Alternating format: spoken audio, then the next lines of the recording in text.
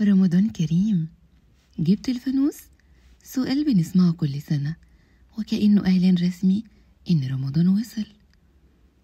أهلا وسهلا بكم أعزائي المستمعين في برنامج حكايات من تراث رمضان على إذاعة إحنا بتوع الراديو. حلقتنا النهاردة عن فانوس رمضان. رمضان في الشوارع ليه شكل مختلف، زينة، أنوار، ودايما الفانوس هو البطل. بس يا ترى إيه حكاية الفانوس؟ ليه بقى رمز رمضان؟ وليه الأطفال من مئات السنين بيفرحوا بيه؟ تعالوا نرجع بالزمن ونكتشف الحكاية.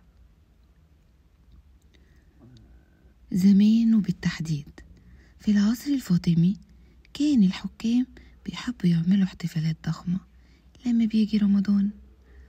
وفي سنة من السنين الخليفة المعز الدين الله الفاطمي قرر يدخل القاهرة في ليلة رمضانية، وعلشان الاحتفال يبقى مميز أمر الناس إن هم يخرجوا ويستقبلوه ومعاهم مشاعل مضيئة.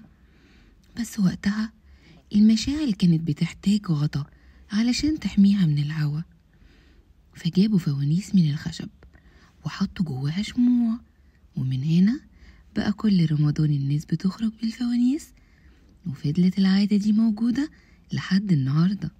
وبمرور الوقت الفانوس ما بقاش بس للزينة، الأطفال بقوا يمسكوا الفانوس ويمشوا في الشوارع يغنوا أغاني رمضان زي وحوي يا وحوي إياحة.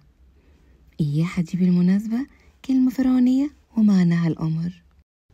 وفضل الفانوس جزء من ذكريات رمضان في كل بيت مصري وعربي.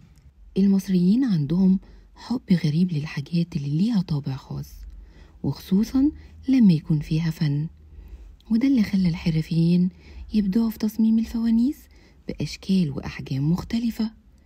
يعني الموضوع بدأ كإضاءة، بس بعد كده الأطفال بدأوا يتعلقوا بيه، وتحولت من مجرد وسيلة إضاءة لرمز فرحة.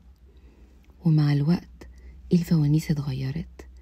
زمان كانوا بيصنعوها من النحاس والإزاز وكانت كلها يدوية.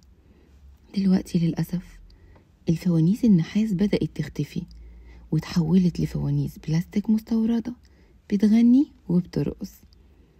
بس الحقيقة إن لسه في ورش صغيرة بتحاول تحافظ على الفانوس التقليدي وبتصمم فوانيس بالنحاس والإزاز الملون زي زمان، وكأنها بتحاول تحافظ على حكاية بدأت من 1000 سنة.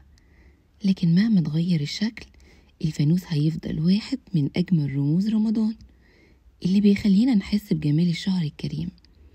الفانوس مش مجرد لعبة، الفانوس حكاية بدأت من أكتر من 1000 سنة ولسه منورة لحد النهاردة. وانت ماسك فانوسك في رمضان اعرف انك ماسك في ايدك جزء من تاريخ طويل ولسه مكمل. وانت بقى فاكر أول فانوس كان عندك شكله ايه؟ وكان مرتبط بايه في طفولتك؟ شاركونا ذكرياتكم مع الفوانيس.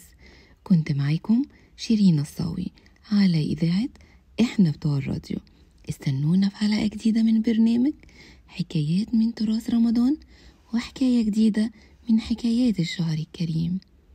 ورمضان كريم.